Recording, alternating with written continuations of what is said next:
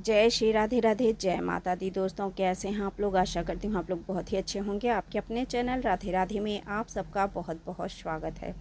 दोस्तों उम्मीद करती हूँ आप लोगों को ये जानकारी बहुत ही पसंद आए, क्योंकि दोस्तों देने में थोड़ा लेट हो गया है वीडियो, लेकिन दे रही हूँ। टाइम पे ही आप पूजा कर सकते हैं। चैत्र पूर्णिमा पर इस आसान विधि से करें माँ लक्ष्मी की पूजा। 1 या 2 अप्रैल कब रखा जाएगा चैत्र पूर्णिमा का व्रत? तो दोस्तों इस महीने में पड़ने वाली पूर्णिमा चैत्र पूर्णिमा के नाम से जानी जाएगी। शुक्ल पक्ष की पूर्णिमा तिथि को चैत्र पूर्णिमा की पूजा की जाएगी। इस साल चैत्र पूर्णिमा के दिन शुभ योग का निर्माण भी हो रहा है। हर महीने पूर्णिमा का व्रत रखा जाता है। पूर्णिमा का व्रत माता लक्ष्मी को समर्पित होता है। पूर्णिमा तिथि के दिन विधि विधान से माता लक्ष्मी की पूजा करने से और व्रत रखने से जीवन में सुख समृद्धि बनी रहती है। इस महीने में पड़ने वाली पूर्णिमा चैत्र पूर्णिमा के नाम से जानी जाएगी।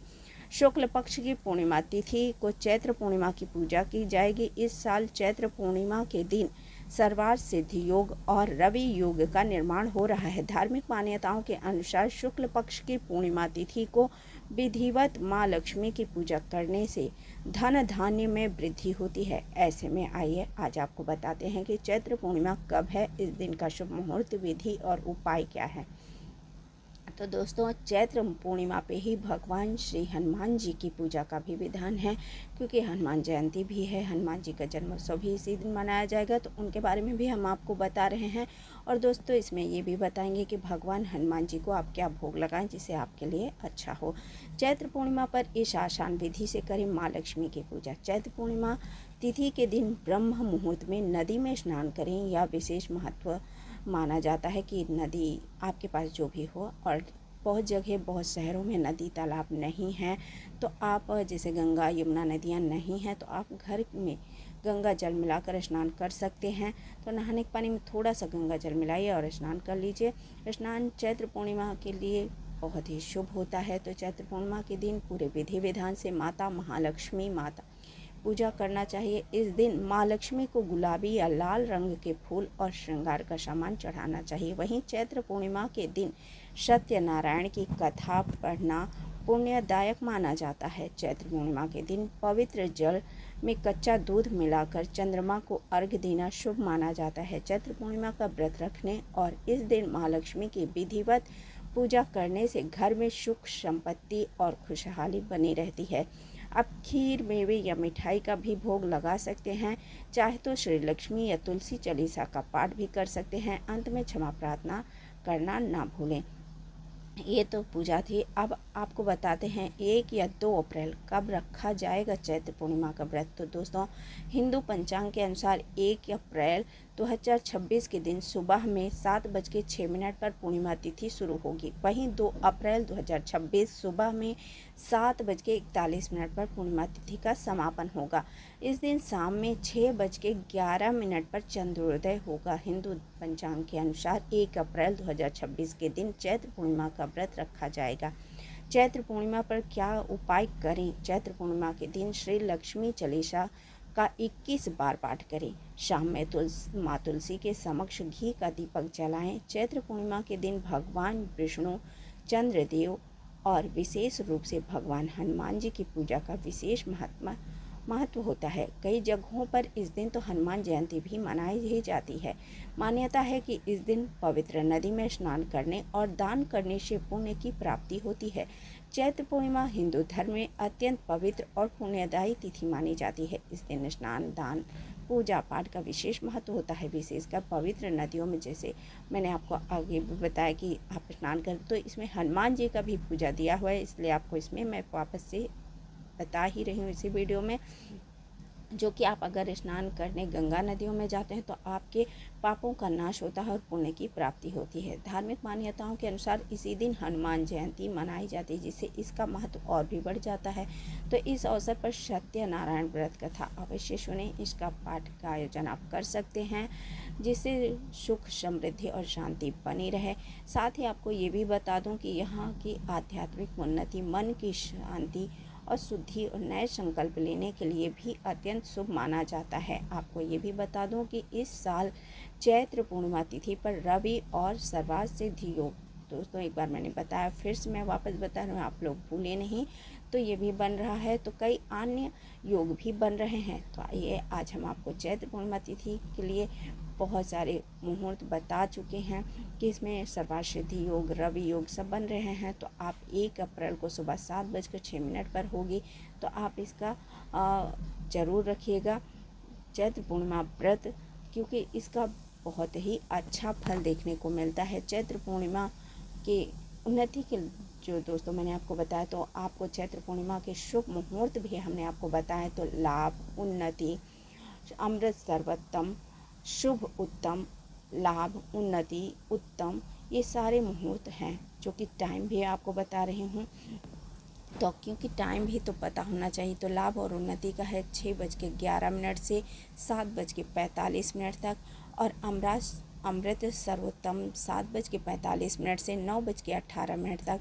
शुभ उत्तम योग है 10:52 से 12:25 तक।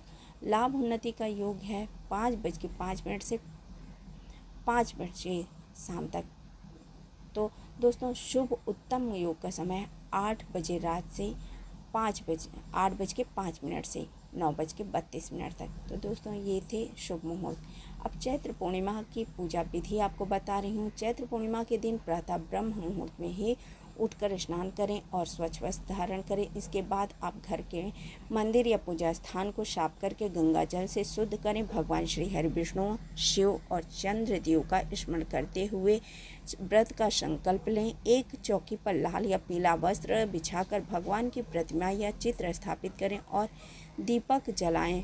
फिर रोली, अक्षत, फूल, दीप, धूप दीप नैवेद्य अर्पित करें। विशेष रूप से चंद्रमा को अर्घ्य देने का अत्यंत शुभ माना जाता है, इसलिए रात में चंद्र देव को जब कि चंद्र उदय के समय दूध या जल से अर्घ्य दें और मनोकामना पूर्ति की प्रार्थना करें। वहीं अंत में भगवान की आरती का कर प्रसाद वितरण करें, यानी कि प्रसाद अपने घर में बांट दें। दिन भर सात्विक आचरण रखते हुए यह व्रत का पालन करें। चैत्र पूर्णिमा पर ये उपाय भी आप कर सकते हैं, जैसे कि दोस्तों चैत्र पूर्णिमा हमने आपको बताया कि भगवती माता महालक्ष्मी और भगवान श्री हरि विष्णु का विधि विधान से पूजा करें। तुलसी के पौधे में जल चढ़ाकर दीपक जलाएं और परिक्रमा करें। आप ओम नमो भगवती वासुदेवाय मंत्र का जाप करें। कम से कम 108 बार जाप करें। ज़रूरतमंदों को अन्न, वस्त्र, गुड़, चावल या दान कर सकते हैं। शाम के समय चंद्रमा को अर्घ्य दें और उसकी पूजा करें। खीर बनाकर भगवान को भोग लगाएं और प्रसाद रूप में वितरित करें। ये तो था चैत्र पूर्णिमा के बारे में दोस्तों। तो हम अब आपको हनुमान जी के जन्म के बारे में बताते हैं कि उनको हनुमान जन्मोत्सव में पूजा में भोग की परंपरा और उनका धार्मिक महत्व अर्थ के बारे में दोस्तों। तो चैत्र पूर्णिमा तिथि को हनुमान जन्मोत्सव भी मनाया जाता है, रखा जाता है ये व्रत। तो हनुमान लला की पूजा करने के लिए साथ ही इन चीज़ों का भोग लगाना भी बहुत शुभ रहेगा। तो दोस्तों चैत्र पूर्णिमा पे आप हनुमान जी की पूजा करें और उन पे ये भोग जरूर लगाएं। हर साल चैत्र मास की पूर्णिमा को हनुमान जी का जन्मोत्सव आता है, जो कि सभी लोग मनाते हैं, जितने भी सनातनी हैं सभी मनाते हैं। वानर राज केसरी और माता अंजना के पुत्र हनुमान जी को भगवान शिव का 11वां रुद्र अवतार माना जाता है। देश भर में इस पर्व को धूमधाम से मनाया जाता है। तो इस दिन हनुमान जी की विधिवत पूजा करने के साथ साथ हनुमान चालीसा, बजरंग बाण के साथ साथ उनको प्रिय भोग लगाना, ऐसा करने से सुख समृद्धि, सुख संपदा, मान सम्मान की बढ़ोतरी होती है। साथ ही श्री राम की भी कृपा प्राप्त होती है। तो आइए आज हम आपको बताते हैं इसी वीडियो में दोस्तों, इसमें चैत्र पूर्णिमा और हनुमान जी का जन्मोत्सव और उन्हें प्रिय वस्तुओं का भोग के बारे में हम आपको बताते हैं। जैसे हनुमान जी का जन्मोत्सव, तो उन्हें आप क्या चढ़ाएंगे उसके बारे में बताएं दोस्तों। तो आप इन सारी चीज़ों को इकट्ठे कीजिए और नहीं मिलता तो उसमें से कुछ भी आप चढ़ाइए, लेकिन इससे आपको भगवान श्री हनुमान जी की कृपा पर बनी रहेगी। तो आप हनुमान जी को भोग क्या लगाएंगे, तो इमरती या जलेबी। हनुमान जी को जलेबी और इमरती अति प्रिय है। हनुमान जी को ये चढ़ाने से आर्थिक स्थिति अच्छी हो सकती है। इसके साथ ही सारे कष्टों से निजात मिल सकते हैं।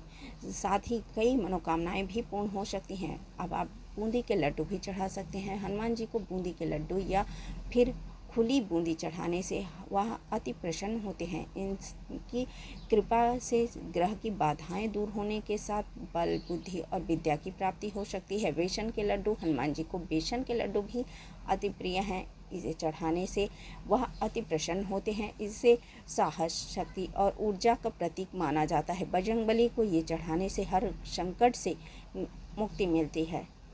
भक्त की मनोकामनाएं पूर्ण हो जाती है। पान का बेड़ा, दोस्तों हनुमान जी को जन्मोत्सव के दिन पान का बेड़ा अर्पित करना चाहिए। दोस्तों आपने ये सुना होगा रामायण में भी कि दे बीड़ा रघुनाथ पठायो, लंका जारि सिया सुधि लायो। तो दोस्तों बीड़ा दे के हनुमान जी को, श्री राम जी की कृपा आप पढ़े होंगे, तो वैसे ही आप भी हनुमान जी को बीड़ा जरूर समर्पित कीजिएगा, पान का बेड़ा। ऐसा करने से शत्रु बाधा से मुक्ति मिल जाती है। मंगल दोष, शनि दोष से दुष्प्रभाव जैसे होते हैं वो सब कम होने लगते हैं। कि कैरियर में तरक्की हो सकती है। भुने हुए चने और गुड़, दोस्तों हनुमान जन्मोत्सव पर हनुमान जी को भुने हुए चने साथ गुड़ का भोग लगाना चाहिए। इसे शुद्धता और ऊर्जा का प्रतीक माना जाता है। इसका भोग लगाने से भक्तों को मंगल दोष, शनि दोष के कुंडली में दुष्प्रभाव कम हो जाते हैं। आपके कामों में आ रही बाधाएं दूर हो सकती हैं। सुख समृद्धि का आशीर्वाद मिल सकता है। हनुमान जी को ऐसे लगाएं भोग। हनुमान जन्मोत्सव के दिन स्नान आदि करने के बाद साफ वस्त्र धारण कर लें। इसके बाद विधिवत पूजा करने के बाद साथ ही घी या सरसों का दीपक जलाएं। चमेली में सिंदूर मिलाकर लगाएं। इसके बाद उन्हें भोग अर्पित करें। फिर जल चढ़ाने के साथ हनुमान चालीसा या बजरंग बाण का पाठ करें। अंत में आरती कर लें। जय सिया राम, जय राधे श्याम। हे प्रभु श्री राम, सबका मंगल करो। हे बजरंगबली, सारे सभी के कष्टों को हरो। दोस्तों आशा करती हूँ आप लोगों को ये जानकारी ज़रूर पसंद आई होगी। आप लोग इसमें दिए गए उपाय को ज़रूर करेंगे। भगवान सत्यनारायण का कथा भी संभव हो तो अवश्य सुनिएगा। दोस्तों माँ लक्ष्मी की पूजा तो बहुत ही आसान है। आप लोग माता महालक्ष्मी की पूजा मैंने विधिवत बताई है, तो आप ज़रूर कीजिएगा। नहीं कुछ कर सकते तो शाम को माँ महालक्ष्मी को खीर का भोग ज़रूर अर्पित कीजिएगा। माता महालक्ष्मी की कृपा आप सब पर बनी रहेगी। तो ये थी चैत्र पूर्णिमा और हनुमान जन्मोत्सव की जानकारी। अगर आप लोगों को ये जानकारी पसंद आए तो लाइक कीजिए, शेयर कीजिए और